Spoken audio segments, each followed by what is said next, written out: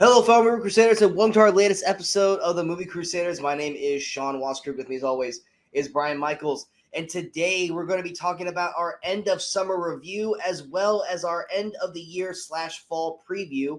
We will talk about all the movies that we have, or at least interested in talking about for the rest of the year, as well as give our most anticipated films for the rest of the year. I am kind of battling a cold, so I might let Brian drive this more than normal. So I don't cough and like hack up in front of you guys. But Brian, how are you feeling about this rest of the year slate for the last like 3 months? You know, it's actually there's more movies coming out than I thought there were because I started looking ahead and I'm like, there's not really that much left for the year, is there? But then I realized there's actually quite a bit of it now. A large chunk of it's like streaming movies, and there aren't a ton of like big ones that I'm super excited about. But I think there's a lot of good stuff in there, and there could be some sleepers in there too. That's always the thing, and we've gone through this I think 3 years now, where it's like our anticipated for the beginning of the year is usually always sequels, comic books, stuff that everybody knows.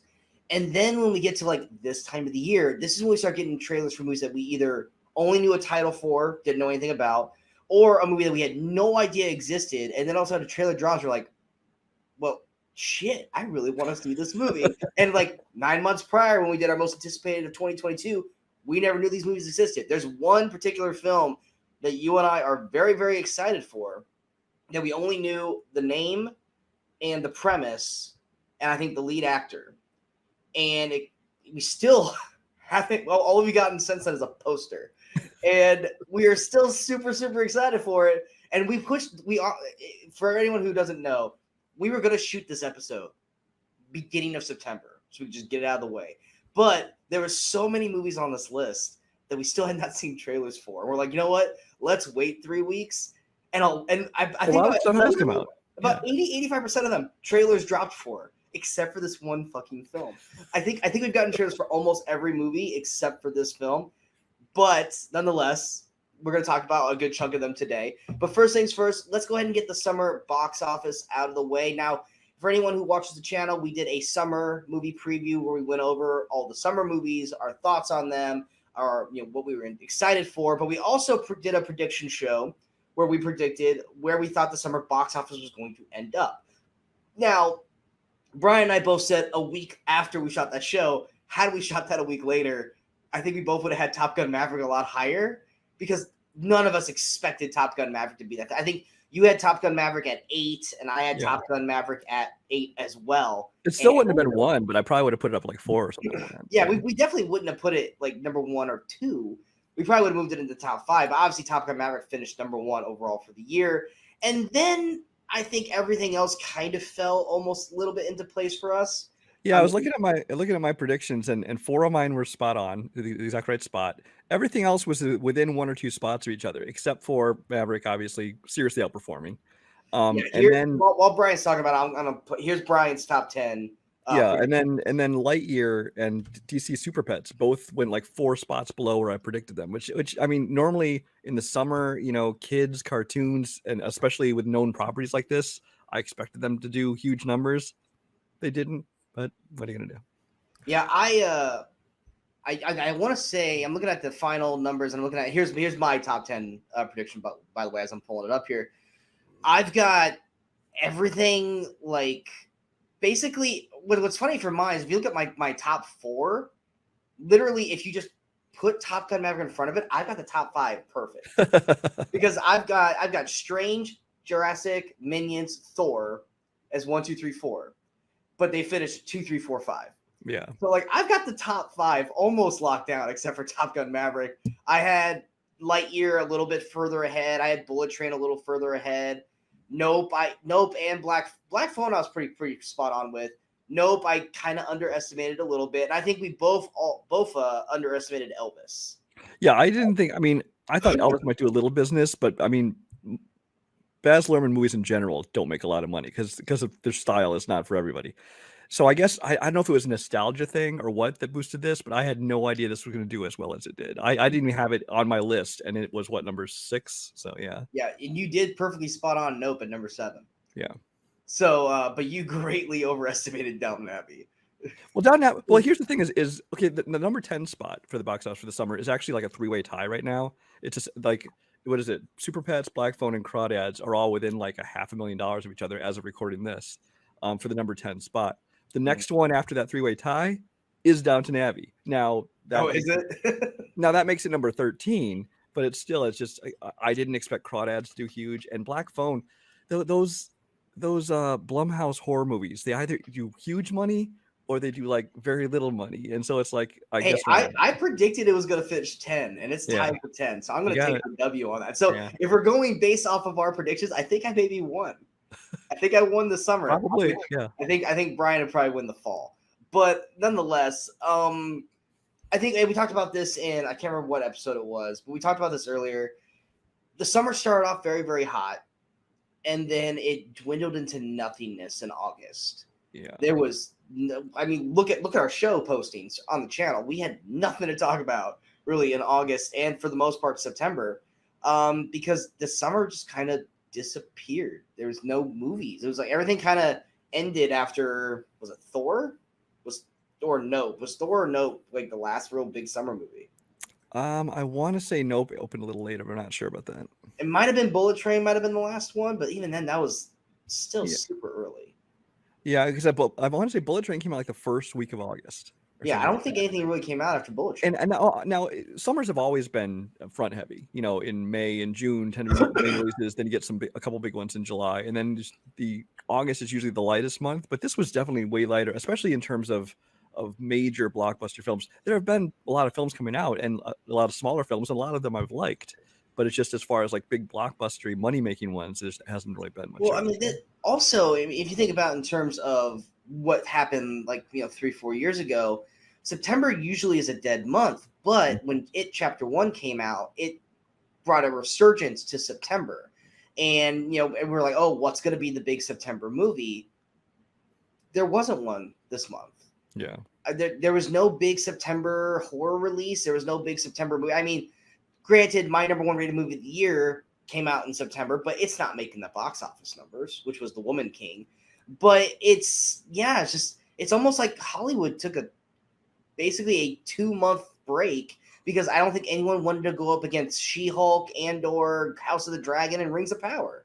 And I think a big part of that is and a result of COVID, but it's still ongoing, is the rise of streaming. It's because they have their blockbuster summer movies, they have their prestige fall Oscar bait movies, and then that stuff in between that used to fill up like the early spring and the September, the early fall kind of stuff. Those are the kind of movies that now they're just putting on streaming, or they put them simultaneously on streaming and theaters and things like that.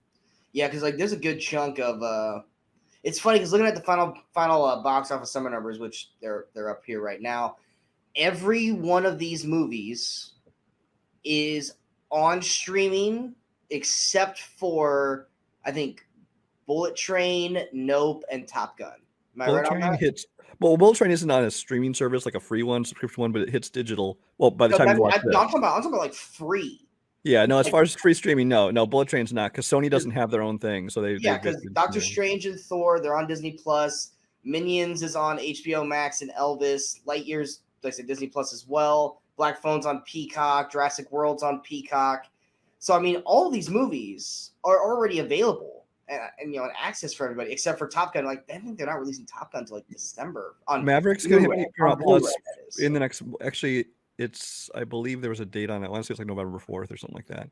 And then Nope, I don't think is anywhere yet, is it? Yeah, no. Yeah. Those are the only ones you really can't watch, and Bullet Train as well. Yeah. But yeah, so I mean, that's really the summer. It was, like I said, we were excited for summer, but it, I mean, we got to watch all these movies. Well, we didn't. I don't think you watched Minions. I didn't. I refused to watch Minions. That's the only one. That and Crawdads. I didn't see Crawdads either. I did not see Crawdads. Crawdads might be the only one on the list I didn't see. Yeah. But yeah, just really disappointing the way it ended. But summer's now over, even though it doesn't feel like that here down in Louisiana because we're still having 100-degree weather. But we are now into the fall, and we were initially going to start all the fall movie talk for October 1st, but September 30th is a Friday, so there's actually like 5-6 movies coming out this Friday. So we're actually going to start it on September 30th. Better yet, let's bump it up and start on September 27th because that's the day we get Monsters. Yes, the quote unquote, probably, at least as of right now, granted, And I did watch Pinocchio finally. Worst movie of the fucking year right now is Pinocchio. Did it to yourself. I know I did. It is awful. Little mini spoiler review for Pinocchio. Everything they removed from the original cartoon hurt the film. Everything they added to the movie to be different hurt the film. Tom Hanks loses his Italian accent halfway through the film and just starts becoming Tom Hanks. Every essence of what the whole character point of Pinocchio was removed from the film. They tried to make it topical and current, and those jokes fell flat. And much like Lion King, I think Disney has this trend to kind of tip the hat to people that you're watching a bad movie, because you literally have a scene where Pinocchio looks at a piece of shit for 90 seconds. He's watching a piece of shit for 90 seconds. Pinocchio is about 100 minutes long, and it's a piece of shit. I see you. Lion King did the same thing where he followed a dung beetle, a dung ball, for about a good fucking minute to 90 seconds. I see what you're doing, Disney. I'm picking up on it. Pinocchio, horrible, horrible film. But can the Munsters rival it for worst film of the year? Because I'm sorry, this trailer is fucking atrocious. It is so bad, but is it a situation where it's so bad that it might actually be good? I hate Rob Zombie films. Halloween was fine, but I have never been a fan of Rob Zombie films. Have you ever been a fan of his films? No. I'm trying to think if I enjoyed any of his films. Like I watched the first Halloween, and I didn't hate it. The second one's fucking awful. The second was awful, and I watched one of those. I'm not even sure which one. Devil's Rejects, House of a Thousand Corpses. One of those movies, and it was just like, whatever, dude. It's trash. Yeah. And Devil's Rejects I never watched, and then he made another one. I think it was Salem's Lot or some. It was three. I don't know. But the trailer for the Munsters looks so bad that I am almost like constantly pushing around. Like, are we gonna watch this together? Kind of like our old Stinker days. If I knew how we could pull off a watch along thing for you guys to show, I would do it. But I don't want to be. We've both been in a conversation. We don't want to be those guys that are like, you're watching us watch it, but you can't watch the movie with us, kind of thing. Because that just looks stupid. If you guys just watching us watch something for an hour and a half, so we're not going to do that. But we may very well at one of these nights watch the Munsters and then immediately shoot, kind of like we did with Malignant.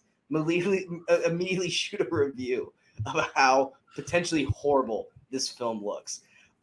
Which, like I said, comes out tomorrow. On disc and I believe Netflix as well. Yeah, so we may need to do this because this very well could. I hope to God it beats Pinocchio for worst film of the year because it feels weird. And that's how we're starting off our fall. Woohoo! Yes, we're starting off our fall with potentially the worst film of the year. And me twice watching two of the worst films of the year with Pinocchio the other day. Also, we've got Bros, which I like. Is Billy Eichner? I like Billy Eichner, but this movie's not really doing much for me in terms of like the trailer. And no, it's not because it's a gay bro rom-com. It's like I don't care about that. It's just it doesn't. I'm calling this one under not for me. You know, it's just I don't know. I'm sure there are people that like it, but I'm just like, eh. If it gets solid to really good word of mouth, maybe I'll check it out. But I really have no interest. Because I believe isn't like Nicholas Stoller or somebody directing it? It's a Judd Apatow produced, I believe. As I say, it does feel like a very like knocked up Judd Apatow type of film, but without that kind of means it'll be an hour too long and start getting too serious in the second half. Exactly. So right when it enters the third act, it's going to lose all of its comedy and go super serious. Yeah.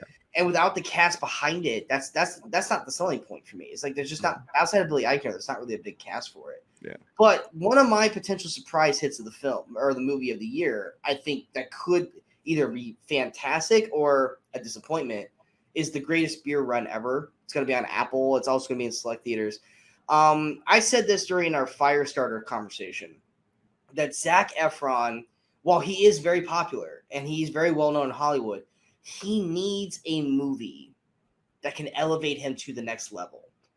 And while you talk about it's a movie where a guy goes to Vietnam and delivers beer to soldiers, that sounds like this, it's a stupid comedy. But watching this trailer and seeing the rest of the cast for this film really makes you go, this could be that movie. Because it looks like there's a lot of dramatic moments and great acting ability here at this point for Efron, that if this is as good as I'm hoping it's going to be, this could be the thing that pushes Efron to the next level. Do you agree or disagree? Yeah, I mean, I don't expect him to get like Oscar nominations or anything for it, but I'm not expecting that either. Well, I know Apple was considering pushing it as an Oscar contender, which maybe that means it's a good movie. I don't know, but I don't see him getting like a nomination for acting or anything like that. But I do think that it's a way. It's not like a comedy. It's not like a kid movie. It's not a musical like Greatest Showman. So it's a way for him to show that yes, it's got comedic parts to it, obviously, but he can also be a good dramatic actor and again more grown up roles. So. Yeah, I hope it's as good as I think it is in my brain, because I really want Efron to get kind of more recognition than the High School Musical guy. Next we have Hocus Pocus 2. I'm gonna check it out, but I don't have any real excitement for it. I never understood the appeal of the first one. Well, I won't say that. I didn't care for the first one. A lot of people loved it. More power to them. I saw the trailer for this one, and honestly, I thought that actually any of the parts that didn't have the three witches in it actually looked mildly entertaining. But I liked Hocus Pocus. So I'll check it out. But I didn't love it, nor did I get the I must watch this every Halloween craze from it. Yeah. I mean, have I watched Hocus Pocus at least 5-6 times? Sure. But it's one of those like, oh yeah, okay, it's on, sure. But it's not like I must watch Hocus Pocus. So I am clearly not in the fan like category for the Hocus Pocus, but I'll still check it out when it comes out. Yeah, I'm sure I'll watch it at some point. And then you got Smile, which this trailer does intrigue me, but it intrigues me in the this could be really good, or this is going to be like Truth or Dare, where it's just dog shit of a horror film. Well, what gives me a little bit of faith in it, because I thought the trailers were intriguing, is that this is actually one that was made for streaming. I want to say Peacock. I think Peacock. It was going to go streaming, and they're like, you know what? No, let's put this one in theaters. I think this one's got potential. So the fact that they have seen the finished product and have faith in it makes me think maybe it'll be good. This has a very, and I know it's not the same thing, but to me, it has a very The Ring vibe. Mm-hmm. And I mean that in a great way, where it's like, it's a simple concept, and it's like, this could be that September, because it is technically September, that September horror film that pushes us to Halloween. Well, this is not going to sell you on it. To me, just because how if you're going to say what I have a feeling what you're going to say, don't say it. Whenever somebody sees somebody else smile, and the next thing you know, they start seeing it, and then it felt very much like It Follows. I fucking hate you. I knew. I was like, it does have a little bit of an It. The way I got that chain that goes on. So we'll see. Yeah, but Smile at least is not about a ghost STD that haunts you for fucking. God, I hate that. I just meant it hits too close to home. I hate that movie so damn much.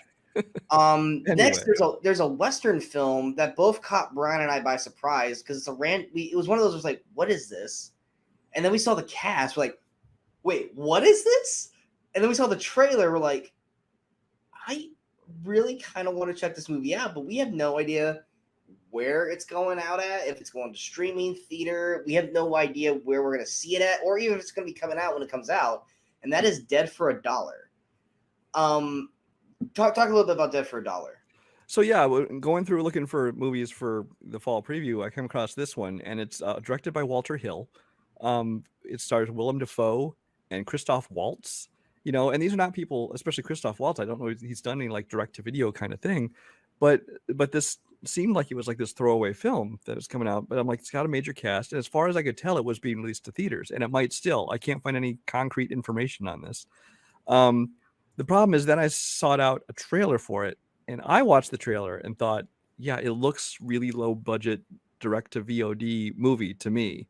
Now, do I still want to check it out based mainly on the cast and director? Absolutely. But I'm going in with low expectations based on what I saw in the trailer. Now, I watched the trailer as well, and there's another performer in it that you did not mention, and that's because you don't watch your show. And that is Rachel Brosnahan from Marvelous Mrs. Maisel. And Benjamin Bratt, too. And Benjamin Bratt is in it as well. I love Marvelous Mrs. Maisel, and I adore her. And so see her in something that's a little more gritty, I'm all for that. Plus, I love Christoph Waltz, and we all love Willem Dafoe. So wherever this thing is available, I'm going to go out of my way to try to watch this movie, because I think it actually does look pretty good. But yeah, I mean, granted, what's shocking is, like, I'm not a big Westerns guy at all. But one of Brian and I's favorite movies in the last 2 years is a Western with wow. Jonathan Majors. What's that? Jonathan Majors. Yeah. Yeah. Oh, for the title, Harder They Fall. Yeah, The Harder They Fall. I had Hateful Eight stuck in my head and I couldn't get it out. The Harder They Fall on Netflix, which is hands down one of the best films I've seen in the last like 5 years. But yeah, this is definitely a film that is something that's really something I look out for, and I'm hoping good things for. So it looks like it is coming out to theaters this Friday, but it's some little independent distribution company. So I'm guessing it'll be like major cities only, and then it'll be on digital in probably within a month. So basically, I have to wait for it on digital. Yeah. All right. Why don't you go ahead with the next one? Okay. And the next one, the last one for September actually is called Good House, which honestly I don't even know a whole lot about this movie. But it is reuniting Kevin Kline and Sigourney Weaver from Dave, which we talked about in Movie Crusaders. We both love here. It's also got Morena Baccarin, how you pronounce that? And I believe is it Rob Delaney is the other one in there? But it's just got a great cast to it, and it seems like kind of a dramedy. And yeah, I don't know much else about it, but the cast has me sold to at least check it out. And one of my movies that I probably like on paper, I was like, I don't know if I'm really going to care for this. But then I saw a trailer for it and I saw the cast for it. I was like, this is too good to not fail. At least I hope. And that is Amsterdam. Amsterdam cast list alone for this movie. I mean, you've got, trying to pull it up here, Christian Bale, Margot Robbie, John David Washington, Rami Malek, Zoe Saldana, Robert De Niro, Mike Myers, Timothy Olyphant, Michael Shannon, Chris Rock, Anya Taylor-Joy, I mean, and also Taylor Swift. But it's David O. Russell, who I like David O. Russell as a director. I mean, The Fighter and Silver Linings Playbook, right? Silver Linings Playbook. My favorite of his is Three Kings. Yeah, I love the director. I love 98% of this cast because I don't really care for fucking Taylor Swift.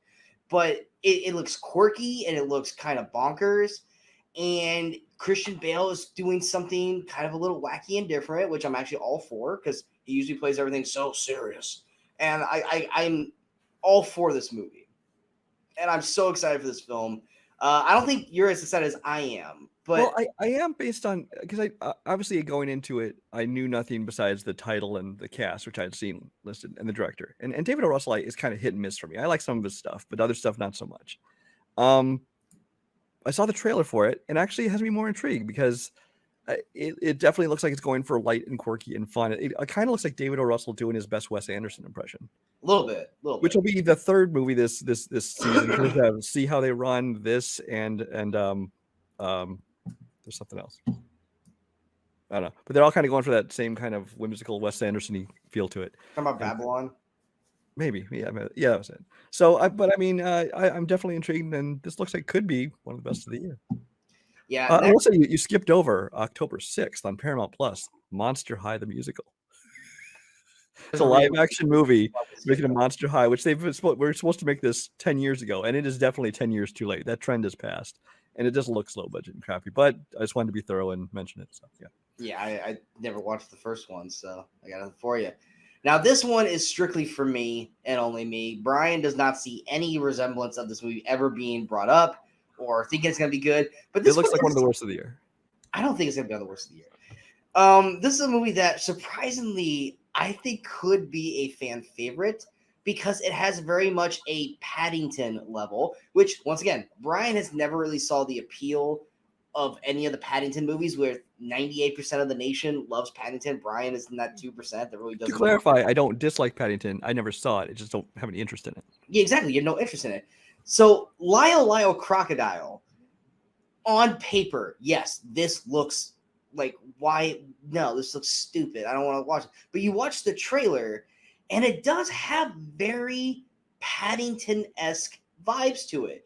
Basically, it's about a family who moves to New York, and they find a crocodile in their attic, but the crocodile can sing and can basically interact with people. And like Javier Bardem's in it, Constance Wu is in it, Shawn Mendes is voicing Lyle the crocodile. And it just, which means he's probably going to sing. Well, no, the crocodile cannot talk; he can only sing. That's the whole. Oh, is that what it is? See, I didn't pay that close attention to the trailer. Yeah, that's the whole thing. Is that it cannot? It can only communicate while singing. That's the whole thing. But It's also got I'm blanking on the kid's name. I think it's Winslow Fegley. Young actor. He was in one of my most talked about films of last year, which was Night Books. I thought I thought he was very solid in that film and had potential to do bigger things. I don't think Lyle Lyle Crocodile is that movie for him, but he's someone that I paid attention to. I'm like, oh, it's the kid from Night Books. So this movie could either be an epic failure, or we could have a potential new Paddington on our hands. Brian doesn't give a shit either way, but I still wanted to make sure it was talked about. Go ahead. It's from the directors of Office, Christmas Party, and The Switch, both of which I liked. But obviously, this is a more family-oriented film, so yes, we'll see.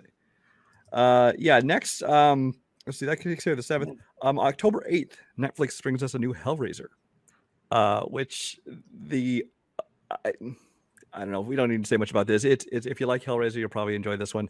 I only ever saw, I think, the first 2, and they were fine for what they were. Is it Netflix? I thought it was Hulu. Is it? I might have wrote the wrong thing. I think you're right. I think you're right. I think that's Hulu. But yeah, do you have anything more to say on that one? No. I've never been a crazy Hellraiser fan. I've watched them, but I've never really enjoyed them. I think now I know a lot of people. I think. Yeah, that's going to be the biggest takeaway from this is that Pinhead is a girl now, which is either going to embrace a lot of people or they're going to go, Pinhead's a dick, and it's like no one gives a shit. It really doesn't. It really doesn't matter as long as he looks creepy and has pins in their head. Exactly. So I'm not really going out of my way to watch this unless the reviews are stellar. I have no reasons to watch Hellraiser because I don't really enjoy the Hellraiser movies. Yeah, the other one coming out that day is from Sci-Fi Channel. Actually, this is Bring It On, Cheer or Die.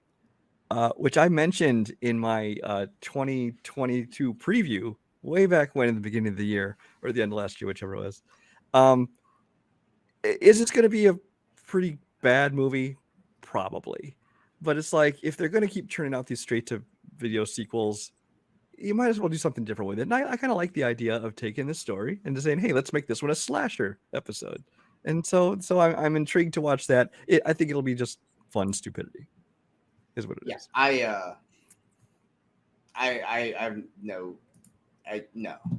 not gonna be watching that at all. All right. Also coming out on Netflix is The Curse of Bridge Hollow, which Brian and I both wrote it off until we saw the trailer. We're like, this could be good. Got Marlon. It's kind of like a family, almost like Haunted Mansion-esque kind of thing, but with Marlon Wayans. Basically has to do with a curse that turns all the Halloween decorations alive. It's got that kind of family Halloween comedy-esque, but I did not hate the trailer. I saw Marlon Wayans on Netflix, and I immediately went, hell no. I've been bitten by that too many times. Why would I watch this? And then I watched the trailer, and except for 1 or 2 moments where he was his usual over-the-top self, it looked like it could be pretty good. It's got potential. It could be pretty good. I actually am holding out positive hope for this. Then next for me, I've got Luckiest Girl Alive, starring Mila Kunis. It just looks like another one of those, I don't want to say Gone Girl, but has that kind of girl with a troubled past. It's coming back to bite her, and she has to try to face it head on. I normally am on those stories, but I really like Mila Kunis, and I actually kind of want to see her more in a serious role, and this is that film. So I'm hoping that she actually does something really good with it. The trailer itself was fine. That's going to be on Netflix, but that's all I really have to say about that. What about you? What's your next one? October 10th on Hulu. There's another movie. It's called Grim Cuddy. This is another horror film. It looks like it's kind of in the vein of those kind of Slender Man kind of movies where people are seeing some kind of demon. I don't know a whole lot about it. Go check out the trailer for it. Just another horror movie if you're looking for something to watch in October. The next major one, there's a movie called Decision to Leave, which apparently just has a trailer now, which I haven't actually watched it yet. But this is from Park Chan-wook, who directed Old Boy, Handmaiden, The Thirst. So if you're into those South Korean films, I'm very curious to see it just based on the director alone. But the next major one coming out, I have Halloween Ends. This is October 14th, coming to Peacock and to theaters. I can't say I'm anticipating it. I'm ready for Halloween to end. Are you? Because Evil Dies tonight, Evil Dies on October 14th. Because the Halloween 2018 was like, wow, I actually enjoyed it very much. I thought it's actually one of the best Halloween movies. It was fine. I mean, well, it's a low bar for Halloween movies, It was including fine. the first one, in my opinion. But everything. Halloween H2O is still the best Halloween movie. I will die on that hill. But I'm just saying, it's not a high bar for them to be one of the best.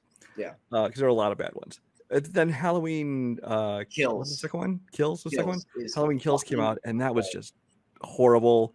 We won't so go into bad. that again. Rehash it. It was horrible. Even people who like Halloween movies really It is didn't the like that one. only. It is the only movie on my entire channel that I shot a review immediately after I watched it in my living room instead of down here in the office. You just Because had to talk I was about it. just because it was like, what's that? Because you just had to get it off your I chest. had to get it off my chest because I was so pissed off and angry about it, and I didn't want to come downstairs and wake everyone up. So I was like, I'm just gonna shoot it up here. I don't care.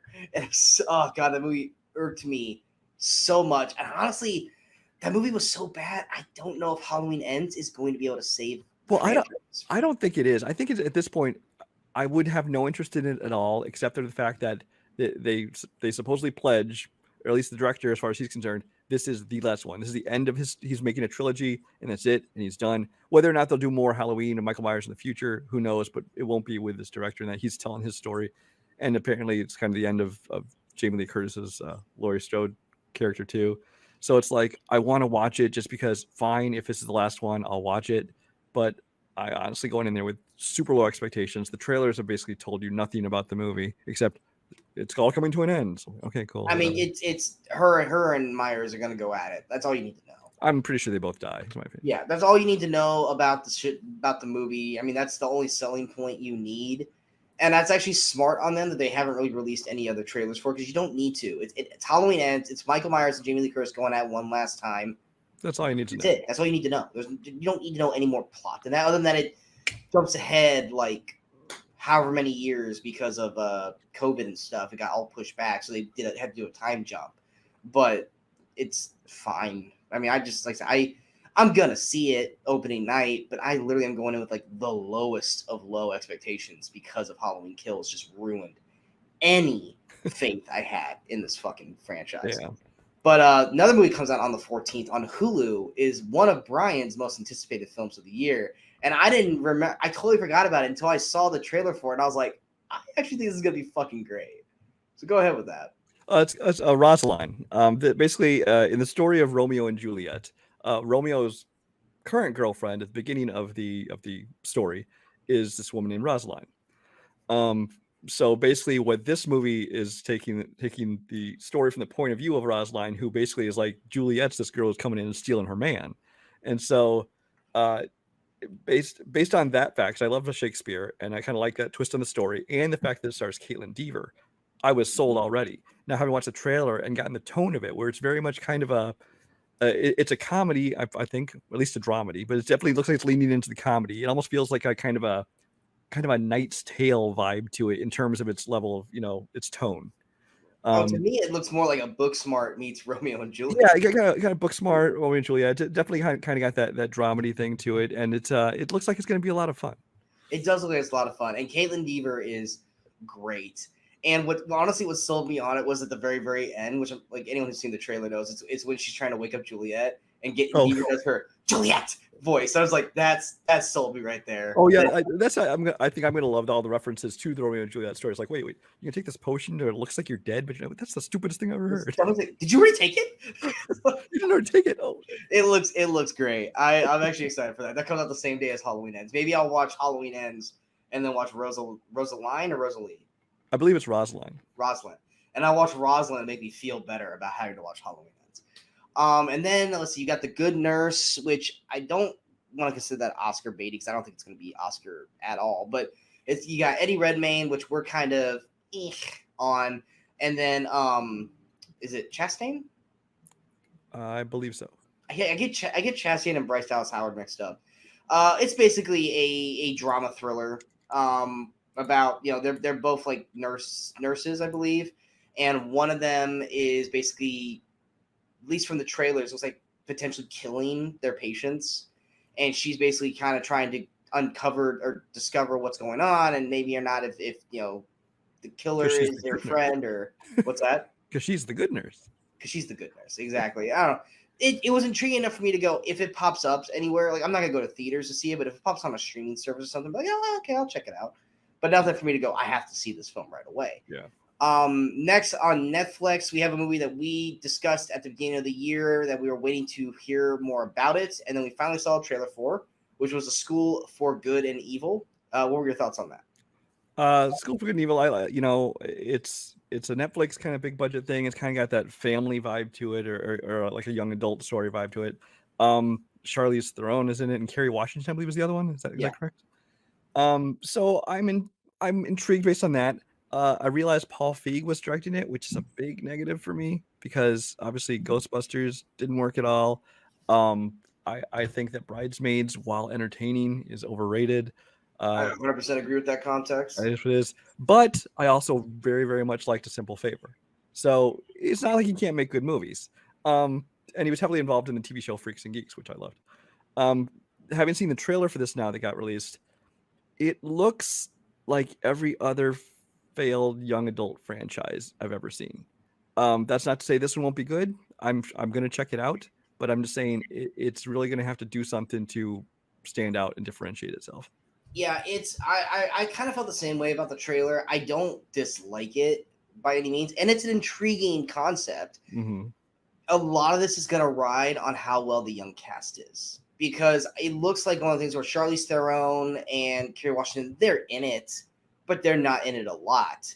It's going to be mainly the young cast, and much like Harry Potter, the old cast. That's what I think is going to hurt this movie. Is people are going, fairly or not, people are going to be comparing this. They're going to call it Hogwarts the series, basically. Oh, absolutely. Or not it's not a series, but Hogwarts the movie. Well, except Slytherin's in one castle, and everyone else is in another castle, but they're fairy tale good and bad instead of witches and wizards and all that kind of stuff. But it's gonna have to ride in the young cast like Harry Potter did. Like, yes, you have this fantastic adult cast in Harry Potter, but they're not the forefront. It's these kids, and if the kids fail, then the movie will fail with it, and that's where that movie is going to fall.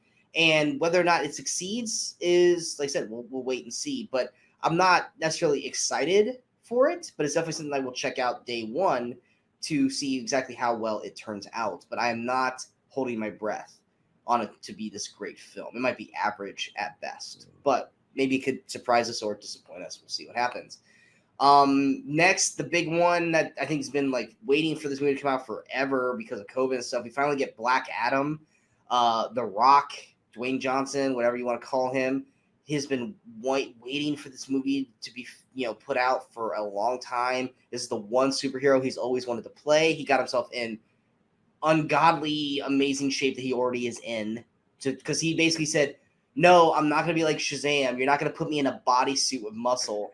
You're not going to need a suit of muscle. I am the muscle for this," which I commend The Rock for that, because that's a bold, like the dude literally made himself Hercules. He's like, nah, you get a CGI muscle. I mean, I am Hercules. So he is Black Adam. The concept is intriguing based off of the trailers that I've seen, but unless it's James Gunn and the Suicide Squad, I don't trust DC. I don't. Your thoughts? Yeah, this is one that honestly, if Dwayne Johnson wasn't starring in this, I probably would not have been excited for this film at all. I 100% agree. The whole past couple of years, because I'm sure hardcore comic people know who he is. I'd never heard of this dude before before Dwayne Johnson started talking about it. And DC doesn't have a great track record. They're extremely hit and miss. Well, more like hit and miss and miss and miss. For me, but it's usually one hit equals three misses. Yeah, so I like Dwayne Johnson. I like a lot of people in the cast. I like Pierce Brosnan, who's apparently a big part of the cast, who I always thought should have been Doctor Strange, but that's just me. He's a little too old for it now. But my thing is, I saw the trailer for this movie, and while there are parts of it that look cool, everybody looks like generic superhero number 4, and it's like it looks like there's DC's knockoff of Ant-Man who turned giant, and there's DC's knockoff of Doctor Strange, and there's DC's version of this, and you're just like, So, yeah, I do like the fact that he's more of an anti-hero, and not in the sense of like Deadpool being an anti-hero, but in the sense of like this is a guy who is kind of a villain, but he's your protagonist. So I'm sure there'll be some other antagonists who'll come in and make him turn into the hero, but we'll see. Well, it's like I also with the cast. I mean, I like Pierce Brosnan. I like Aldous Hodge, and of course, I like Sarah. Is it Sahi? Shahi, yeah. Shahi. I love her, so I'm glad to see her in an actual movie of something of big notice.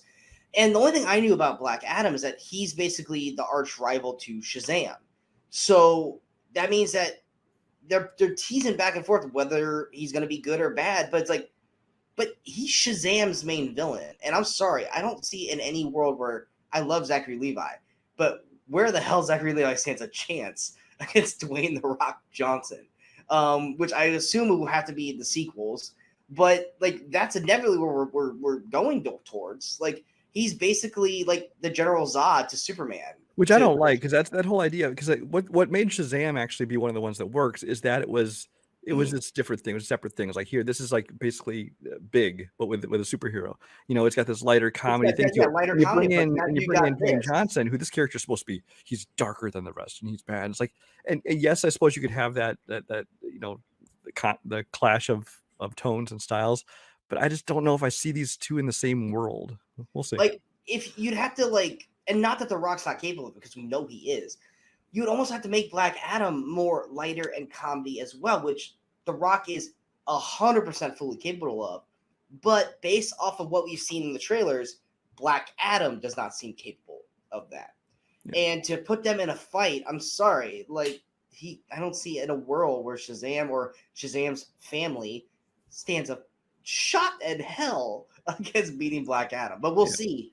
I'm intrigued because of how much The Rock has been championing this movie and how passionate he is about playing this character. If it, like I said, just like you, if The Rock was not in this, would I still see it? Yes. Would I care about it nearly as much? Absolutely not. And because I love The Rock so much, and that's like I said, from his wrestling background, not because of his acting, you know, I like his acting. He's so passionately in love with this character that it makes me passionate to want to see him succeed with this character. So I'm hoping the movie is good for his sake, because if it's another Hercules situation where he worked so hard for Hercules and the movie was just kind of wah-wah, I don't want him to take another blow like that. I want him to succeed in a character that he loves so much. I know. I think that this movie might be entertaining. I don't think it's going to be like this gigantic thing. So I don't know. We'll see. If it's at least like a lot of people loved Shazam, and I thought Shazam was okay, which was a bummer for me because I just like Zachary Levi. I love Zachary Levi, and I want him to get elevated. Mm-hmm. And he kind of didn't, but he is Shazam still, which is great. But I just don't want it to be like Rock's at another failed box office, which Rock's gonna make his money. Rock's the Rock, but I don't want it to be like, oh yeah, where's our next Black Adam movie? Like, yeah, we're actually gonna shelve that because it didn't do that well. Kind of thing. Put it on the shelf next to Batgirl up there. Exactly. Oh, too soon. Not really. Next, we got Ticket to Paradise, which I don't know if I'm excited for at all. I'm going to see it. I like George Clooney. I like Julia Roberts. I like Caitlin Dever, of course. Yeah. Again, but it looks like you're just running the mill, super predictable. Pretty sure I've seen the entire movie in the trailer, all the twists and turns, but I'll check it out. It'll be something light and easy to watch. Yeah. And I'm going to have you say this one because I'm going to butcher the title. The Banshees of Inisherin? Yes. Which I'm probably about to butcher. I'm probably not saying that right. Inisherin. I don't know. This is from Martin McDonough, I believe. There's two brothers. I think it's Martin. The director of 3 Billboards Outside Ebbing, Missouri, and especially In Bruges, which I love. Which I watched for the first time this year, and I'm upset that it took me this long to watch it because it is fantastic. And this is reunited. It's got Colin Farrell and Brendan Gleeson are the stars of this movie. And so based on that alone, I'm sold. I'll go check out the movie. The trailer, however, it looks like it's not as funny as I would have hoped. It looks like it's kind of a darker, more dreary drama to it. However, In Bruges had one of the worst trailers I've ever seen in my life. That is the reason. The trailer for that movie is the reason I never saw it until like 2 years later, because I'm like, this looks dumb. And then I heard everybody raving about it. And I watched it and I loved that movie. So I'm going to ignore the trailer. Here's the thing too. It is very much looks more dramatic with some hints of comedy. Mm-hmm. But there is rumblings of Colin Farrell getting an Oscar nomination for this. And I can totally see that. Yeah. So that immediately piques my interest because Colin Farrell is another person that we both like that doesn't ever really get the recognition he deserves. I mean, I think his portrayal of Penguin was fine, but I think more him what he did for the Batman, like getting completely not looking like himself, I think was very, think that he's going to continue with the Penguin character. I know you don't like Batman, but or the Batman. You like Batman, you don't like the Batman. The Batman. But I think Colin Farrell's another one of those we really want to see succeed, and just to him get nominated for something that he wanted so badly with Alexander, and it never happened. And so to see him maybe potentially get with this, especially with Gleason, I'm all for. I hope. And to be clear, the trailer didn't look bad. It just looked a different tone than I was expecting to it. That's all. Exactly. And then closing out October, there's 2 for the 28th. Well, actually, Wendell and Wild actually premieres in theaters on the 21st, Netflix on the 28th. This is from Henry Selick, the animation director behind like Nightmare Before Christmas, things like that. It's his film, but it's written and produced by Jordan Peele, and also stars Michael Key. So they're kind of reuniting after all these years from Key and Peele. And again, what I've seen of it it's okay, but based on Key and Peele being involved, I'm definitely gonna check it out. Yeah, there's also Till. I saw the trailer for it. It's going off of dramatic true story kind of thing. Depending on the cast, depending on the story, this could be an Oscar nominated film, or it could just be one of those Oscar baity films that doesn't pan out. I'm not necessarily excited for it. I remember watching the trailer going, this has potential to be really good, but I'm not like rushing to want to see it. But there is a movie that we both saw the trailer for that were like, I would normally brush this under the rug as like, ugh, okay, another crappy horror film. But the plot for it made me go, this has potential to be something really fucking good. And that is Pray for the Devil. Go a little further into Pray for the Devil. Yeah, that was the other one I was talking about that's October 28th as well. And honestly, I don't have much more to say about this. I don't know anything more about it. I had never heard of it before I saw the trailer in the theaters, and it just, like you said, there's so many horror movies that come out, especially this time of year. Especially possession horror films. Especially, and they pump those out. Usually they come out in January though, and they pump them out, and 99% of them are horrible. But this one I'm watching, I'm like, this one has potential, so I'm definitely gonna check this one out. Yeah, the slight little trailer that we did see, and I'm glad that we haven't gotten anything since then, is that it follows this girl whose mom was possessed. I can't remember if she lost her mom or not, but then she basically goes to like this like Catholic, like not like priesthood type of school that like teaches the priest about possession and how to like do exorcists. Basically, exorcism school, yeah. Exactly, it's like the school for exorcists. And like they have like people like trapped in the basement that are like possessed by demons, and it's literally like just a totally different take that we have not seen before.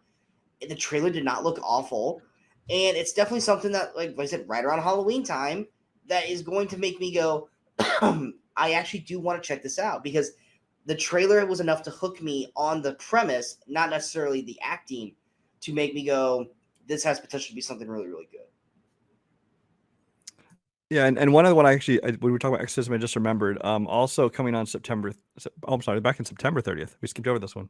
My Best Friend's Exorcism, which I don't know anything about, except that it's produced by Christopher Landon, who has made great films like the Happy Death Day movies and Freaky. So he didn't direct it, but I'm curious to see this one. It stars Elsie Fisher, who I don't like though. I did see the trailer for it. It actually does have promise. Yeah. So that closes out then October. No, there's also Armageddon Time. I didn't buy the list on that one. It's got a strong cast, but it didn't really pique any. I wasn't interested, so I didn't even list it on mine. Kicking off November, I have 2 movies listed for November 4th. One of them is Enola Holmes 2, which just got its trailer. Does it have a title, or is it just Enola Holmes 2? I think it's just Enola Holmes 2. Yeah. So that's obviously hitting Netflix. The first one, I thought was fine. I'm not a fan of Millie Bobby Brown at all. I think she's one of the weakest parts about Stranger Things, and even here, I do like the parts where she speaks to the camera and things like that. But I think there are other actresses who could have done it better. I like Henry Cavill in it though, and I like just the tone of this kind of adventure mystery set in the Holmes world. So I'm the exact opposite. I like Millie Bobby Brown. I'm dying right now.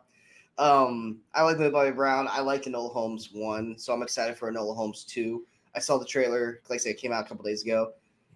It looks fun, and that's the thing you want with Enola Holmes. You don't need something super in depth or crazy. You just need to have fun with it. You need to embrace or enjoy the Millie Bobby Brown Enola character, which you do. Henry Cavill looks like he's going to be having more fun as Sherlock in it.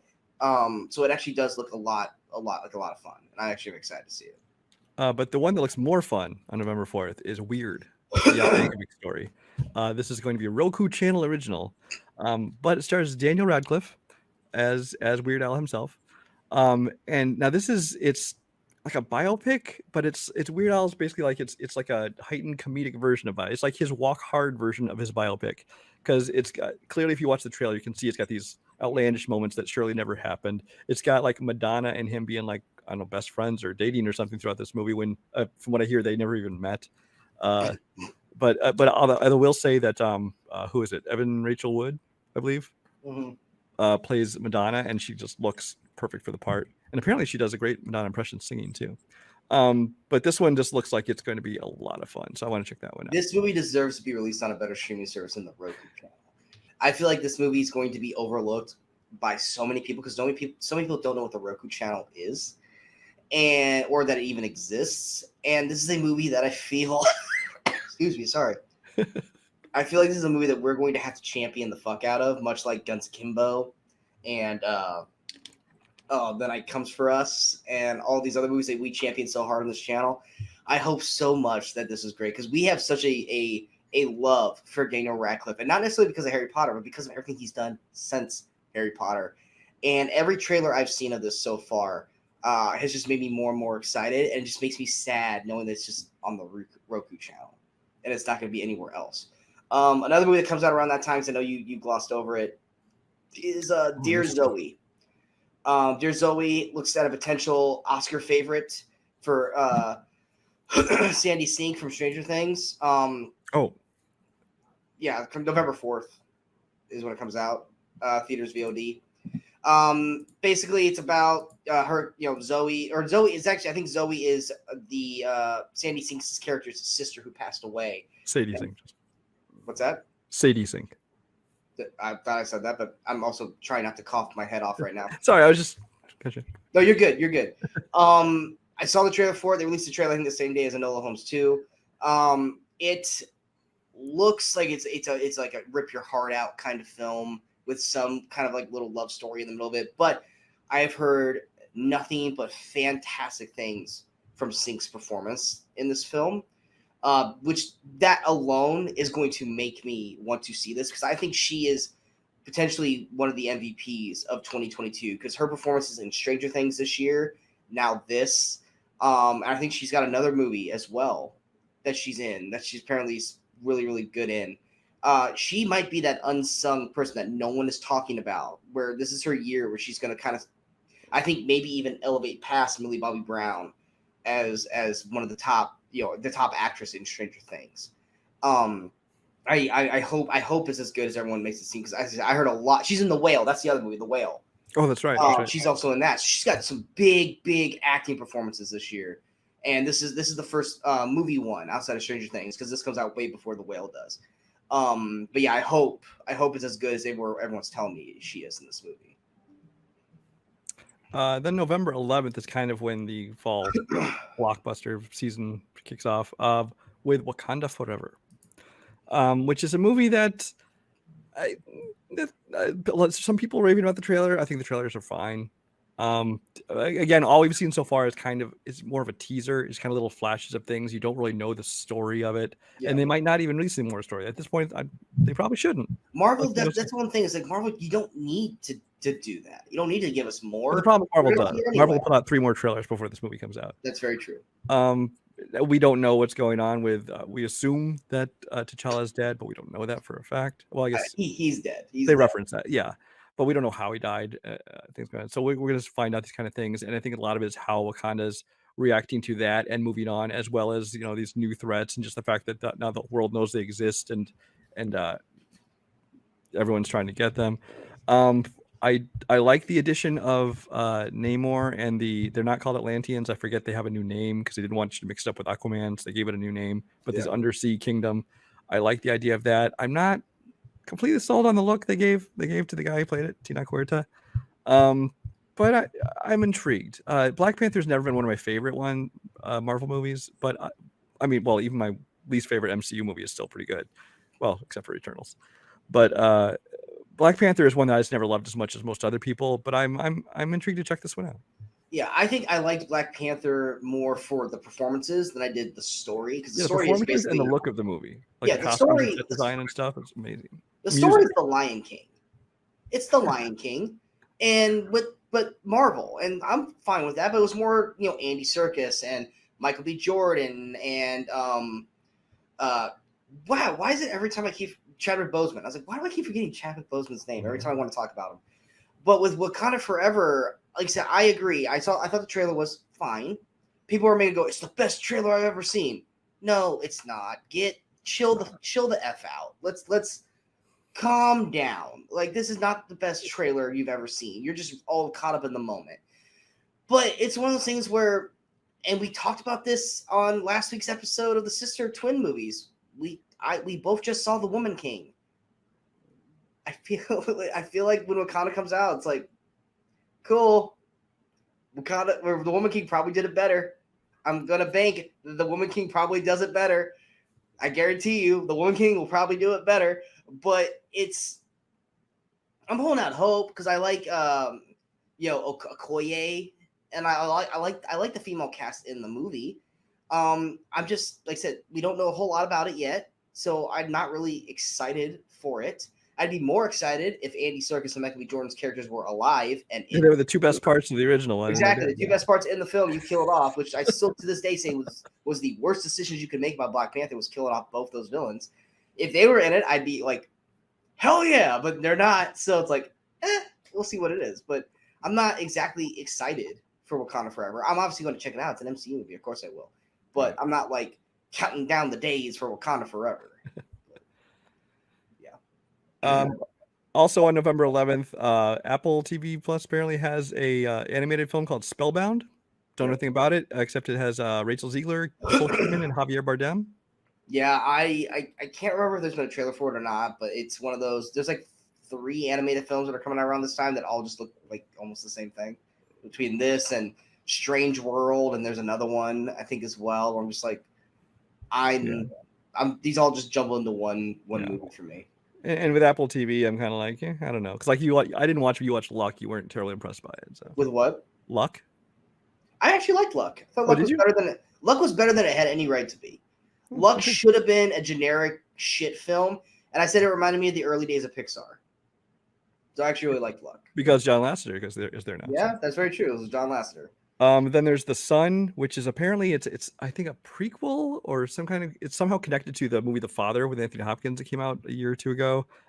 It's not, I don't know how directly related it is. It might just be like take place in the same world or the same families or something. I don't know anything more about it. I never saw The Father. Do you have anything to say about this one? I never saw The Father either. Yeah. So I mean, it's Hugh Jackman trying to do an Oscar baity drama role, which I'm not against. He's a great actor, but usually his dramatic roles I'm not necessarily in love with, or I love flamboyantly action Hugh Jackman and not like reminiscence where it's kind of dull and boring. But he was great in Prisoners. He was good in Prisoners. He was fantastic in Prisoners. So like I said, I'm all for him doing a dramatic role. If it's anything like The Father, I don't know if I really want to watch that kind of film. It's one of those things where it'll come out. Yeah, it's not my kind of thing. So yeah, it's like if it's an Oscar favorite at year's end, then I will watch it because I want to see the Oscar favorites. But if it just comes out and no one mentions it or talks about it, I'm like, I'm probably not gonna like. I honestly still haven't watched The Father, and I should because Hopkins apparently is amazing in it. I think isn't Olivia Colman in The Father? She was in The Father, yeah. Yeah, but I mean, it's like I should see it just by their 2 performances alone. But yeah, I'm not like really going out of my way to want to see this. There's also She Said, which is basically the movie about like the start of the Me Too movement. I have that as the 18th. That's the 18th. My thing has it as the same day. I don't know. So some of these dates are in flux. So they've moved these things around. There's also they actually just announced the date on November 11th in select theaters. I don't know how wide or how limited, but on the 18th on Apple is Spirited. Yeah, they just added that on my list too. Which is a holiday film starring Ryan Reynolds and Will Ferrell, and that's all you need to know. and it's Christmas Carol musical. So you got Will Ferrell and Ryan Reynolds singing. Don't even give me a trailer. Just drop it. Let us watch it. That's all I gotta say. Like I said, she said is the cast of the Weinstein scandal. Yeah. Yeah, it's about the Weinstein scandal. Got Carey Mulligan, Zoe Kazan, both great actresses. Samantha Morton as well. Andre Brocker from Brooklyn Nine-Nine, who I love. I mean, like I said, strong cast. It's another one just like The Sun, where it's like, if it's got Oscar buzz at the end of the year, I'll probably watch it. But I also said that about Bombshell, and I never checked it out. This one feels like Bombshell to me. This one is one I'm probably going to check out. We'll see. You also got Slumberland on Netflix, which is Aquaman's name. Jason Momoa. Jason Momoa kind of doing this weird, like, I don't even know how you would describe what he is. I don't know. It's a weird fairy tale film. Like I said, could be really good or could just be a shit movie that they strung Jason Momoa to. They only released a teaser trailer for it, so I know we're gonna get an actual trailer here probably in the next couple weeks to a month. That'll give us a little more understanding of what the film is. But this is a family fantasy film, is what it looks like. Exactly, which I'm not gonna just immediately write that off because Night Books look that way, and Night Books blew me away. I wasn't saying that's negative. I'm just saying that's what. No, I know, but like I initially wrote Night Books off as like, so yeah, they got Kristen Ritter and a fucking witch movie, but then you watch it, like, oh my god, this is actually really good. So it could be really good. We just don't know enough about it to really be excited about it or care about it. But Spirited, though, that is right up there with the other movie that we're going to talk about in a little bit. That's like premise, cast, sold. I don't need to see a single thing about it. But yeah, those are all coming out relatively around the same time. And then there's I still have not seen the trailer for this. You said there is a trailer. I have not watched it yet for The Menu. The Menu, actually, I've seen 2 different trailers for it now, and this one looks very intriguing. It's Ralph Fiennes is like the chef on in this mysterious island getaway where these people go to have these amazing culinary experiences. And it stars Nicholas Hoult and who's the female lead? I want to say it's Anya Taylor-Joy. Yes, it's Anya Taylor-Joy. Thank you. I didn't have that in front of me. But it's one of those things where they show up for this feast with this amazing world famous chef. And it's kind of, there's clearly something more going on, something mysterious going on. You kind of get a hint of that in the trailer. So honestly, if you haven't seen the trailer, I would say avoid them. But it definitely, the cast is good and definitely has a good tone. And for somebody who doesn't give a crap about food, especially really fancy food that people always gush about, I am very interested in checking out this movie. It definitely looks like it could be kind of spooky. So yeah. Then also we've got I'm looking through the list now because there's so many of these names. I have 2 others for the 18th. There's on Netflix. There's in theaters on 11/18 and on Netflix on 12/25 apparently. An animated version of Scrooge starring Luke Evans. So anyway, there's that. And then there's one that I have that for the 2nd. See, these dates are all over the place. If you look in 5 different places, you'll find 5 different dates on these movies. Yeah. And then the one that it actually didn't make my most anticipated list, which we'll talk about at the end, but it was a runner-up. It's called People We Hate at the Wedding. It's just one of those family dramedies, kind of like This Is Where I Leave You, that kind of tone to it, from what I understand. It's based on a book, but it stars, so it's like a family getting together at a wedding. It's Kristen Bell, Allison Janney, Ben Platt, but it's the director of Set It Up, who I know Sean and I both love, with Glenn Powell and Zoe Deutsch. So that hits on November 18th on Amazon. That's not even on my list. Yeah, because that's one there's no trailer for or anything yet, but it's coming to Amazon Prime. So yeah, that's not even on my list. I didn't even know that movie existed. Then I think that's it for the 18th. We got the 23rd now, right? 23rd, we've got Bones and All, which is Timothy Chalamet, and I'm blanking on the female lead. It's basically kind of like a teenage romance, but there's a weird like cannibalistic story to it as well, which I'm okay. It's either going to be good or something we're just going to completely overlook and not pay attention to. Yeah, the female lead is Taylor Russell, who mostly known for the escape room films, it looks like. Oh yeah, that's right. Which I like her. But yeah, there's that. Then there's Devotion, which is basically it's a World War I or World War II. Yes. But it's starring our favorite hangman, Glenn Powell. And it's Jonathan Majors, right? Also, Jonathan Majors. Yeah, Jonathan Majors is the main character. Yeah, Jonathan Majors and Glenn Powell. It is. I'm trying to find it here. Oh, it's the Korean War. Oh, I think the trailer did say "In the Forgotten War," so yeah. So it's the Korean War. My bad. So yeah, there's that. Which, like I said, I'll check that out just for the two leads right there because I love Jonathan Majors and Glenn Powell. Like I said, then there's Strange World. Like I said, another animated film that I saw the trailer for. It's got Jake Gyllenhaal. I think Jake Gyllenhaal. I remember watching the trailer, going, if I was going to pick which character Jake Gyllenhaal should play, it's not the one he's actually voicing, but the other one. So that's gonna be weird. Like I said, I got really no opinion on it. Yeah, these trailers have done nothing for me. This is one that I will not see unless like my kid really wants to see it, and I'll drags me to it. Fine, but I have no interest in this movie. Yeah, and then there's one other big one that day. The Fabelmans. The Fabelmans. That's Steven Spielberg directing a failed biopic of his life. Because obviously it's not called The Spielbergs, but it's kind of like it's based on his experience growing up and his relationship with his parents and his love of film. So it's kind of autobiographical.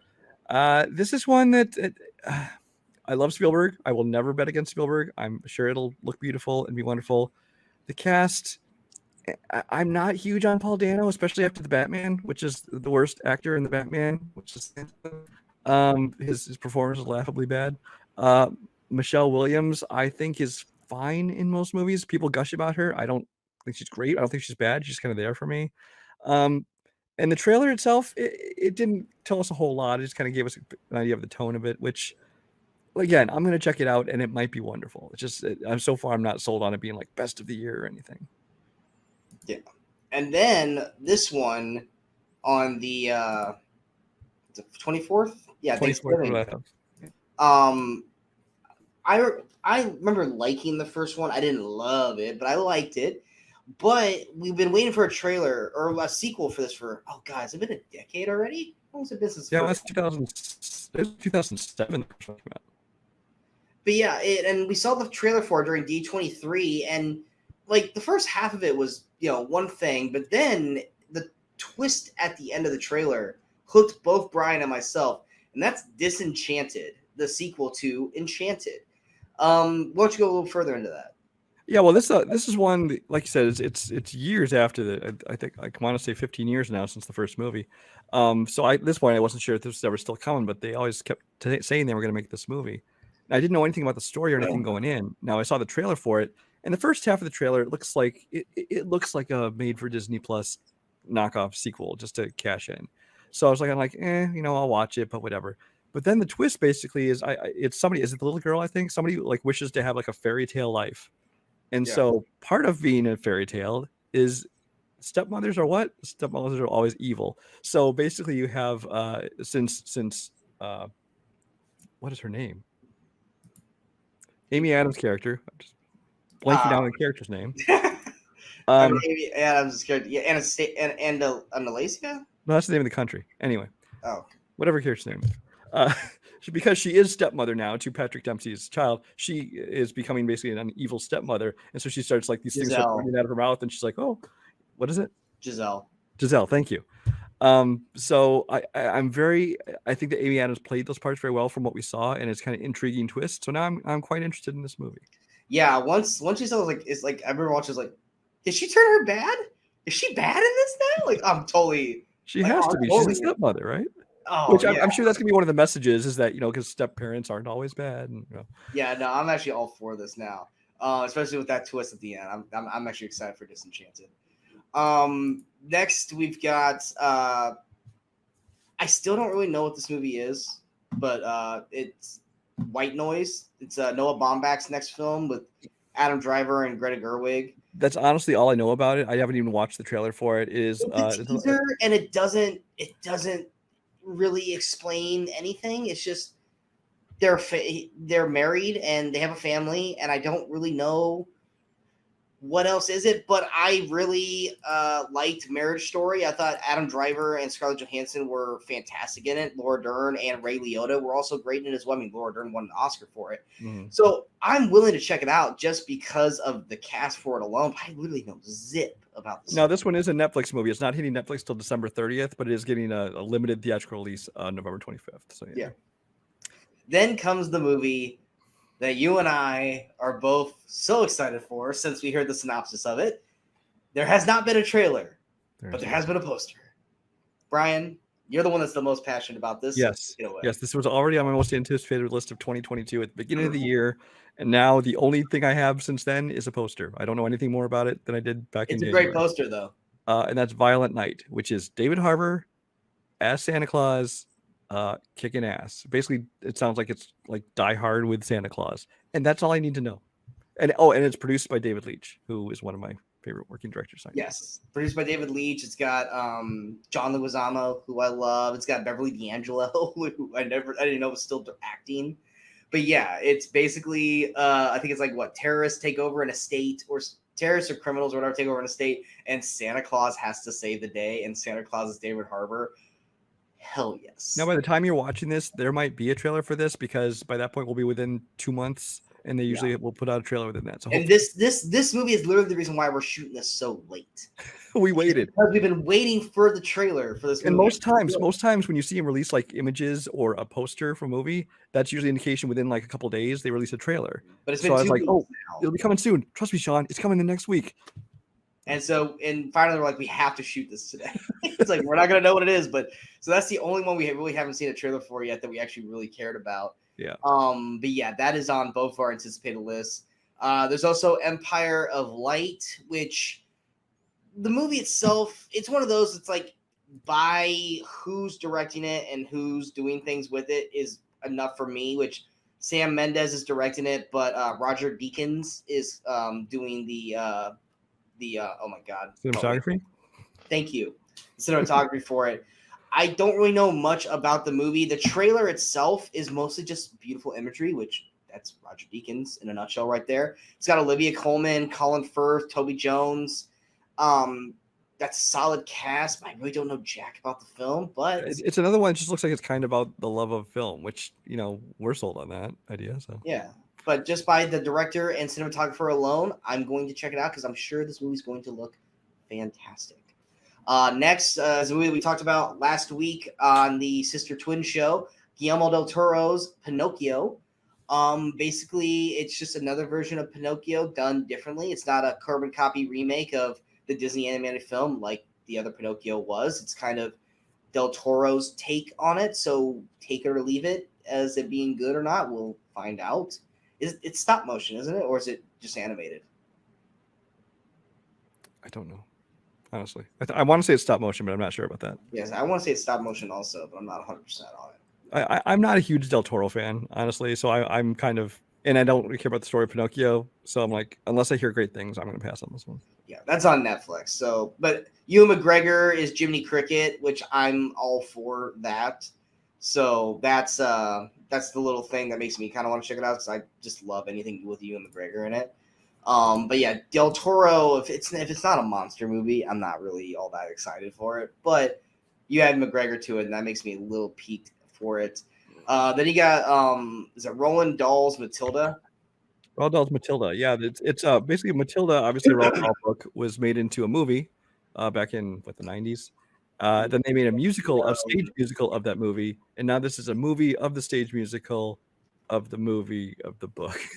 So yeah, it's Emma Thompson. I think is the only notable name that's in it. She plays a teacher. I'm a musical sucker. I'll check it out, but we'll see.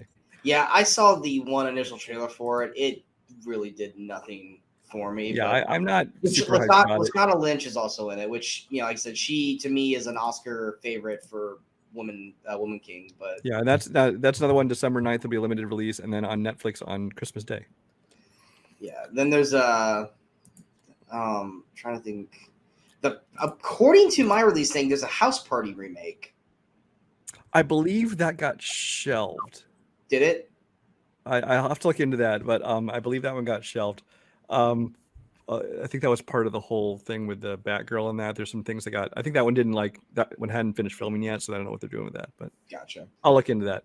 The other two I have for the 9th, I have two Oscar contenders: The Whale, which you've been hearing a lot about with Brendan Fraser, and like That's probably got that's probably got the biggest word of mouth going right now. Mm-hmm. And then A Man Called Otto, which is Tom Hanks. It's actually a remake of a foreign film that it was nominated. I don't know if it won Best Foreign Film, called A Man Called Uwe. I honestly don't know much about the story. Never saw the foreign version, but it's a Tom Hanks Oscar movie, so you know.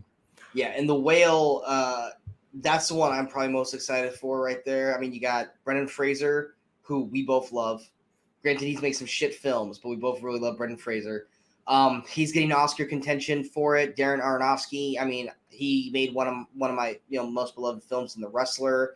Like I said, Sadie Sink is she's in that as well. We have not seen a trailer for it yet.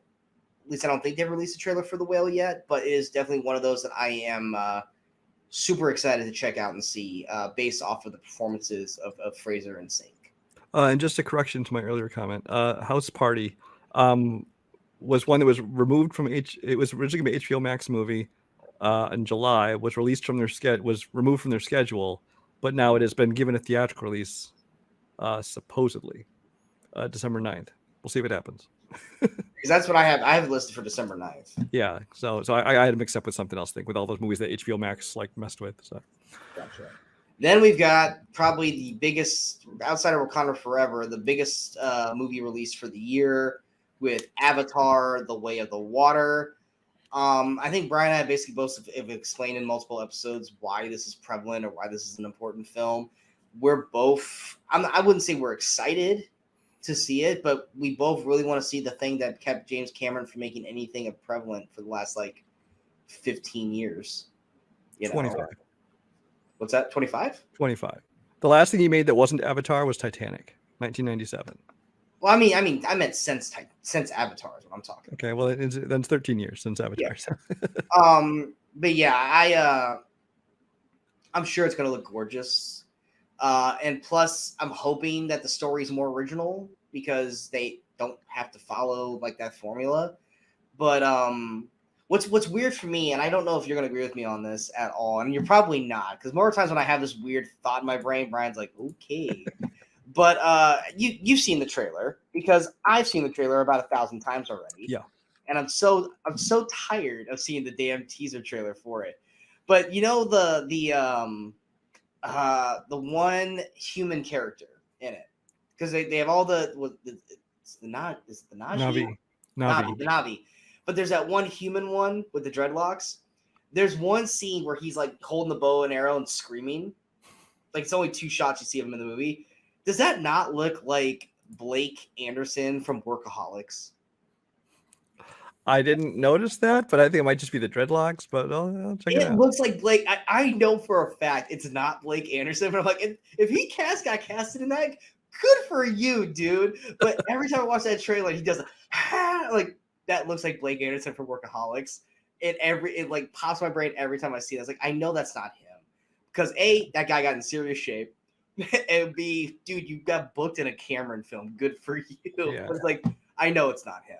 But yeah, this is one I like you said, I'm not excited for it. I could, if it never came out, I wouldn't care. But it will come out, and I think like you said, it'll look beautiful, especially in 3D and around me. I can see it IMAX. It's going to be an amazing visual experience. And really, you never bet against James Cameron. I mean, his movies are always, always good. Even so, yeah, I'll see it. It'll probably be good. I don't expect to love it, and I wouldn't care if it didn't come out. But yeah, I don't expect it to crack my top 10 of the year. They did add Kate Winslet to this one, so that's good. Supposedly, what's his name? The villain is back, which I don't know how he's dead. Huh? Stephen Lang. Supposedly Stephen Lang is in it, which I don't understand because his character is supposedly maybe dead. It's in flashbacks. Maybe something like that. But yeah, because I saw the preview for it. Like I said, it's just the same teaser I've seen 1,000 times so far. I did see they played a little 3-minute scene or 5-minute scene during the closing, in the middle of the credits of Avatar re-release that came out in theaters this week. It didn't really tell you anything. It was just people swimming around. So it's I don't know. You actually paid to go see Avatar again? Well, I had my A list, so I was like, I don't have any interest to go see it. I'll rewatch it again before the movie comes out, but I'm not gonna go pay to see it in theaters. But right. yeah, you have A list, so it didn't cost you anything. Didn't cost me anything. Then we got Puss in Boots: The Last Wish, which I never saw the first Puss in Boots. Even though I love Puss in Boots as a character in the Shrek franchise, I don't want to watch his own movies. I liked him like coming off, like battling back for Shrek and Donkey. I like that dynamic, but him in his own movie, I don't know. So But yeah, I love Antonio Banderas as Puss in Boots, and of course Salma Hayek's in there too. But that's the only thing that sells me is that they have the Shrek movie seemed fine. a nice Desperado thing. The Puss in Boots solo movie was fine. I didn't love it, didn't hate it. I was kind of like, it was okay. And then my kid watched. I guess I think it's Netflix has a series of Puss in Boots, which it was apparently very amusing. But it seems to be kind of strange for these movies like that try to make an animated show, but they try to go back to the big screen. I'm not sure. I mean, I'll check it out. Panda's about to do that. What's that? Yeah, and I don't know if that one would work for me either, though. I don't know. Technically, How to Train Your Dragon did it too. Yeah. And now they're back to TV again. But yeah, I'm not particularly excited to see it. I may watch it. Looks like it has a weird animation style to this one too. There's something about it looked like a little different. I don't know. The other one for that day, I Want to Dance with Somebody. I did finally see a trailer for it. I actually have a higher opinion of it now that I saw a trailer. I was actually intrigued because it's a Whitney Houston biopic, which I was like, you know what, I could see it. That could be good. And then I saw the trailer for it, and honestly, what makes me not excited for it is I don't like the girl they picked to play Whitney Houston. I don't have her name in front of me. It's the girl who she was in Rise of Skywalker, as the one who like flies away with Lando at the end. I totally forgot her name. I'll pull it up here. Naomi Ackie. Yes. So she plays Whitney Houston, and she kind of looks nothing like Whitney Houston, except she happens to be a black female. And I'm not sold on it. Now, she doesn't do her own singing. They're using Whitney Houston's actual singing voice. Are they? I was just going to ask you if that was the case. Yeah, which is very smart because I don't know if you're going to find somebody who's going to match her voice. But I mean, I'm going to check it out. I'm just not sold on the main actress. We'll see. Yeah, now that I know that she's not singing and it's not her real voice, it kind of takes a little bit of it out of me. But it kind of feels like one of those like Lifetime biopics now, doesn't it? Yeah, like at least with Bohemian Rhapsody, we know Rami Malek did some of it, but not all of it. And then Taron Egerton did all of Rocket Man and stuff. So it's like, and then of course Austin Butler for Elvis. But yeah, I remember beforehand we were talking about this. I'm like, I really don't care about this. Like, I haven't seen any trailers. And I saw the trailer. I was like, trailer's not bad. It's not bad. But it looks like it's more towards the beginning of her career, and it doesn't look like it's gonna talk the tail end of her career. Yeah, this feels like a movie that's going to be like the cleaned up version of her story. It's going to be her rise. And I know that I saw the shots of like when she sang the national anthem, during the Gulf War and all that kind of stuff, those highlights of her career. But I feel like it's not going to get into the Bobby Brown of it all, the fall of her career, or the Bobby Brown, or the drug problems and all that kind of stuff, which not every movie has to. But it just seems like it's going to be like, let's just ignore that stuff and let's focus on the good, not the downfall. Which is like, then what the fuck's the point of doing a whole biopic thing? Well, I think that's the problem, is because if you want these biopics, they have to. The problem with these biopics is that they have to make someone look good and not focus on the bad, or else the people won't give them the rights to use their voice in their music. It's the same reason that Bohemian Rhapsody was supposed to be made with Sacha Baron Cohen starring, and but he had all these ideas what he wanted to do with the movie, and I forget who was directing it at the time, but it was going to be also get into the darker stuff and of his career and just his life in general. But they're like, no, this has to be only like making him look good. And so Sacha's like, yeah, this isn't the movie I signed up for, and he left. Which Bohemian Rhapsody, to me, outside of the last 15 minutes of that movie, just looks I start getting more and more negative towards it as it's gone on, kind of a thing. But then we also have probably, for me, the biggest Netflix film remaining for the year, which is Glass Onion, a Knives Out mystery, which why this movie's not in theaters boggles my mind. It is. Knives Out was a huge fucking success. It may still, because what it is coming 12/23 on Netflix. It is going to get a theatrical release in some theaters earlier, probably, I'm guessing Thanksgiving time. But I guess Netflix is still trying to work out with theaters because I know most Netflix movies get that like limited, like just in some Cinemark theaters kind of thing. Two weeker kind of. But thing. from what I understand, Netflix is trying to make deals with these other companies, the AMC's of the world and things like that, because they want to get a little bit bigger release. But there's been no word on a date or how wide it will end up being. But yeah, this cast, and that was the great thing about Knives Out, was Knives Out had a phenomenal cast, and this cast looks no different. Such a great list of people. I mean, just to bring up the list of everyone for Knives Out, you got Daniel Craig back, which, I mean, of course you got Daniel Craig back. You got Edward Norton, Janelle Monáe, Catherine Hahn, Leslie Odom Jr., Jessica Henwick, Kate Hudson, Dave Bautista. I mean, and then they're on a boat too, so it almost looks like they're actually making a jab at Murder at the Orient Express, but going like, or not Murder Express, Murder on the Nile. On Death on the Nile. It's like, we could do this better, kind of thing, which I love. Did you watch that Netflix clip from this weekend? No, I Netflix has their To Doom event where that's why a lot of this weekend a ton of Netflix trailers came out. Like 15 videos. Yeah, they have their big event like previewing like their next stuff. They have behind the scenes look at a bunch of stuff next year and things like that too. But they released basically a clip from Glass Onion, and it's basically when everyone gets invited to this party on the boat. It's by this guy. He sends everybody these puzzle boxes, these giant puzzle boxes, and it shows all the different ones. Dave Bautista and Kate Hudson, all them like working out how to get into it. And inside ends up being the invitation to come solve his own murder. It looked good. I'm gonna check it out. I'm so excited for it. Yeah. Next, isn't this also a Netflix movie, Pale Blue Eyes? Well, Pale Blue Eyes, which is technically coming out for this year. It comes out 12/23 in a limited release. It hits Netflix sometime in January. So most people probably won't see it till January. This is the movies that Brian and I hate because we'll watch it. And then because it came out in January, I put it on my 2023 best of list. And Brian's like, it's a 2022 movie. I'm like, no, but it got the after release in 2023. And we had this little back and forth. Like, we did this with like One Night in Miami. And if it was eligible for Oscars for this year, that's what year I consider it.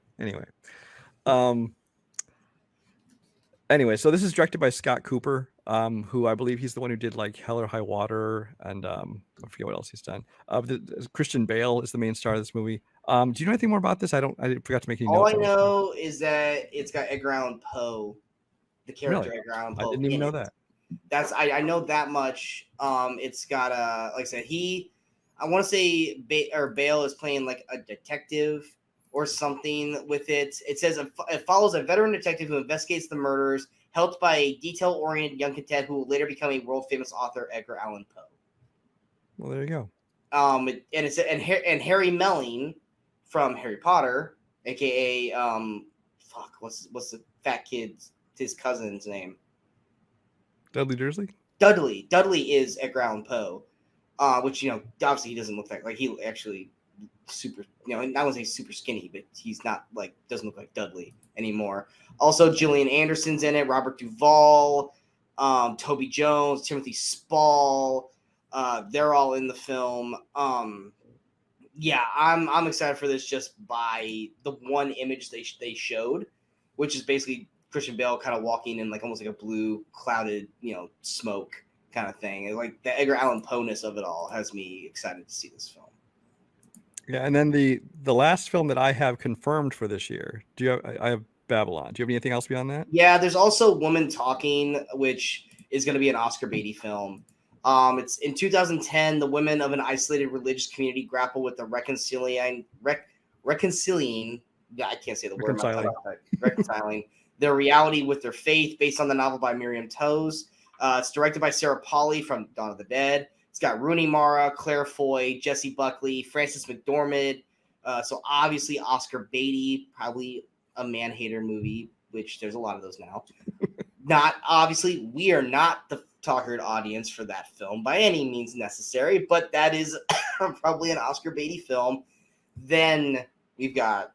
Yeah, then I have Babylon, which is another one of those. It's Christmas Day in I Don't Know How Limited, and then wide on January 6th of 2023.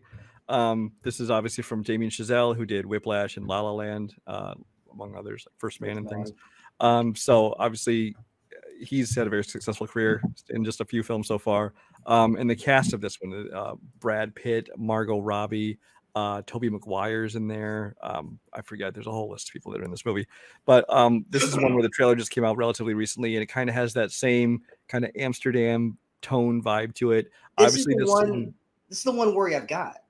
Margot Robbie's in both of those films. Mm-hmm. So that is 2 movies where she's playing this very eccentric kind of character. And plus with her as Harley Quinn, it's like, is she being typecast into these kind of roles now? Yeah, I don't know. She just plays this wildly over-the-top character now, and 2 times in 2 different films. Yeah, and this one takes place in Hollywood. It's kind of during that era with the transition from silent films to talkies. Beyond that, not a whole lot is known about the actual plot of this movie. But from what I've seen in the trailers, I think it looks good. He continues his trend of he loves to use music, especially jazz. So the trailer is very like jazz music heavy. I imagine it'll probably play a big part in the movie itself as well. Gotcha. And then there are that's all we have confirmed. There's other things that are supposed to come out this year. There's stage version of Aladdin, the musical they made. That's supposed to hit Disney Plus before the end of the year, but nothing's been announced or confirmed on that. There's movies that say 2022, like Operation Fortune, got delayed. Who knows whenever that's coming out? That was a February release earlier this year. And that still says 2022, but there's no date in sight for that. And there's a bunch of other ones, like there's some Apple movies called Bride with Scarlett Johansson, Causeway with Jennifer Lawrence, which could be this year, could be next year, but there's no dates yet. So that's all we have confirmed for this year. Yeah, so that's everything we got for the rest of 2022. Now, Brian, what are your out of all that we talked about, which was a lot? What are your most anticipated films of the year? So I have three runners up. One being The Fabelmans, because there's nothing about that has me excited for it, but it's a Steven Spielberg movie, so automatically it deserves at least honorable mention. The Banshees of Inisherin, again because of the director and cast and their history together. But the trailer again didn't blow me away, so that kept it off my most anticipated list. And then People We Hate at the Wedding, like I said, which is again the cast, and from what I can tell, that kind of this is where I leave you tone to it. As far as my top 10, you just want me to go through all of them? 10 to 1? Go right. At number 10, I have Blonde, which actually technically is coming out this week, so it squeezes into our range. That one, Anna de Armas, obviously as Marilyn Monroe. Apparently, it's quite controversial, but I'm very intrigued to see that one, largely due to Anna de Armas. Avatar: The Way of Water only pulls at number 9 for me. Babylon at 8. One I forgot to mention. November 17th, HBO Max, A Christmas Story Christmas. It is the sequel to A Christmas Story, starring all the stars for Christmas Story. They got back Peter Billingsley as Ralphie. They got back Scott Farkas as the bully. Well, of course, things have changed. I don't know anything about this movie. There's no trailer for this movie yet, but it's coming to HBO Max. It is my number 7 most anticipated. Number 6, Weird, The Al Yankovic Story. Number 5, Spirited. Number 4, Rosaline. Number 3, Glass Onion. Number 2, Wakanda Forever. And number 1, Violent Night. We actually have 2 of the same, 2 out of the 3 for anticipated. I've got Banshee of Sheeran. Ed Sheeran. Banshees of Ed Sheeran. Yeah. The Banshee of Ed Sheeran. It all makes sense. Also, The Fabelmans. Then because it does come out this week, I've got Greatest Beer Run Ever. 10 is Wakanda Forever because, like I said, this is not enough for me to really. Yeah, I almost. That's why if you saw me hesitate, I'm like, why do I have this high? I can't remember. I was shocked that you had it that high too. 9 is Avatar: Way of the Water. 8 is Black Adam. 7 is Spirited. 6 is Violent Night because we have not gotten a trailer for it yet. 5 is The Whale. 4 is Disenchanted. 3 is Weird, The Al Yankovic Story. 2 is Glass Onion, and 1 is Amsterdam.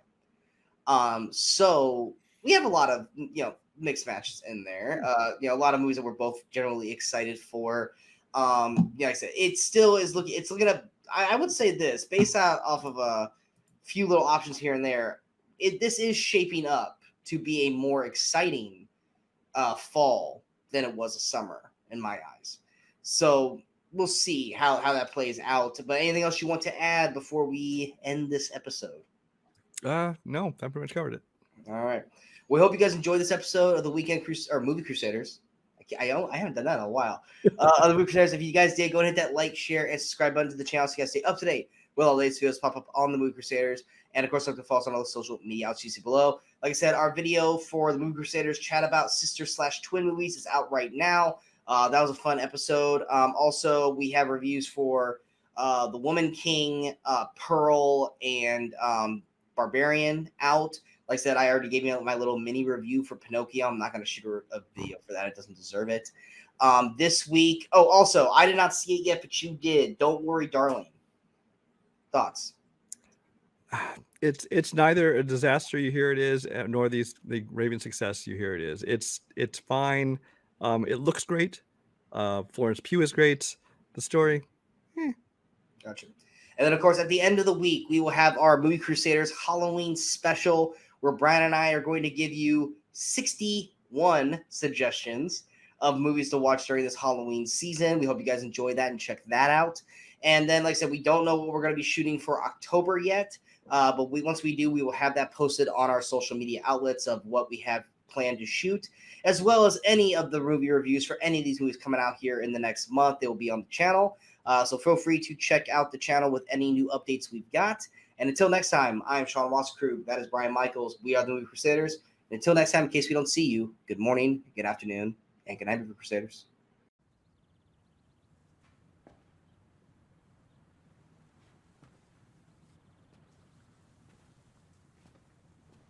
You're still here. It's over. Go home.